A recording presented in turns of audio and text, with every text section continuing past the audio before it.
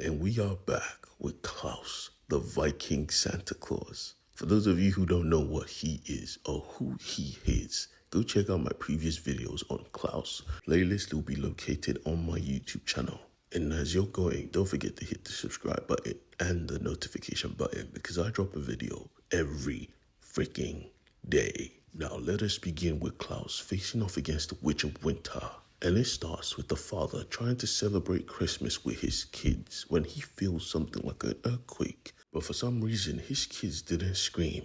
That was because they were not even there. Something was wrong. Where were his children? Ben, Naomi, speak to me. When he heard nothing, he grabbed a baseball bat, ready to defend himself. Who's here? Who's in my house? As he turned around, he saw him, the standing, very handsome, very buff man. This man said to him, "Hello, friend. I'm Santa Claus." He responded by smacking him across the face with the bat. Of course, the bat shattered because he was Santa Claus, the immortal warrior, defender of Christmas. Still though, this man was just a regular man. How the hell did my bat explode? He said, "Don't worry about it, friend. For some reason, the earth seems very warm. Why? Isn't this Christmas?" But this man didn't want to have a conversation. "Where are my kids?" Klaus said, "I don't know where they are, but I promise you, I will find them." Looking upside, he realized that he was on the moon for a long time. What year is it? Still frantic about his kids, he said, "I have to call the cops." But Klaus said, "Don't worry about it, and I apologize for your roof. I came in hot with my sled." He said, "So that's what it was. I was summoned by a letter, and I'm here to fulfill that wish." And as he was speaking, the man noticed a wolf just walk into his room. It was Lily. He said to Klaus that if you're going to find my kids, I have to come with. And Klaus said, "Nope, put him to sleep. Now, Lily, let's go hunting." Not only was she immortal as well, but she had a really good nose. Finding these kids were not going to be a struggle at all. But where were they? We see from their point of view, they didn't even know where they were. Someone took them and stored them in some type of factory. Then all of a sudden, all the wooden figures stood up. This was terrifying for two kids. What the hell? Where were we? Klaus was on his way though. He wasn't going to let them be stranded for long. On his magic sled, he could travel supersonic, pulled by magic wolves, but he didn't notice something was heading straight for him. Something dangerous. Noticing at the nick of time, he tried to dodge it, but sadly, it still caught him, knocking both him, his sled, and his wolves straight to the earth. I mean, his ship was going to be okay. It was unbreakable, just like him. But this was an annoyance he had to face by hand. And Lily took notice of something coming from the distance. It was an army of snowmen wielding very dangerous weapon. He didn't have time for this though. So he just grabbed a tree and used it as a baseball bat, clearing a path, destroying all of them all at once. And then he noticed the outside was built of snow, yes, but the inside had a skeleton of wood, enchanted wood. And he knew this craftsmanship. This was mine. This is my technique. Noticing the fighting was not over, he told Lily to stick to the shadows while he got captured. For some reason, this net was seeping his powers. What the hell? That should be impossible. My strength is fading. Before he noticed, he was dragged away. But Lily followed commands. She stuck to the shadows, shadowing all of them as they made their way to the enemy camp. And at that same enemy camp, we find the kids were being taken to the throne room where she sat. They realized that this should be impossible. This is real life. This ain't no TV show. And yet she stood, or rather, she sat. She couldn't help but give off such a dangerous aura that these two kids started to cry.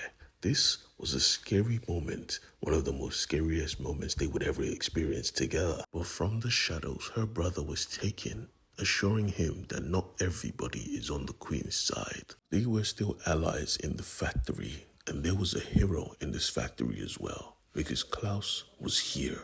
But when he woke up, he witnessed someone trying to take their own life, and that was a no-no. I am Santa Claus, and you will not die, especially because I know who you are. Jesus Christ, Geppetto. What the hell? You're still alive? It's been hundreds of years. How do you do it? Geppetto couldn't even look him in the eyes, and he asked again, how are you alive, my old pupil? And he said, enchanted wood, master.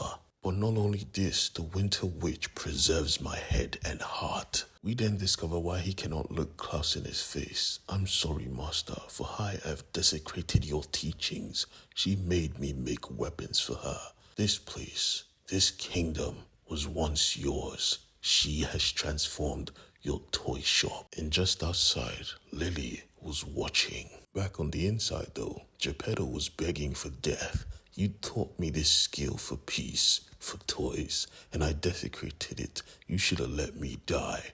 But he was Santa Claus. You were just a man.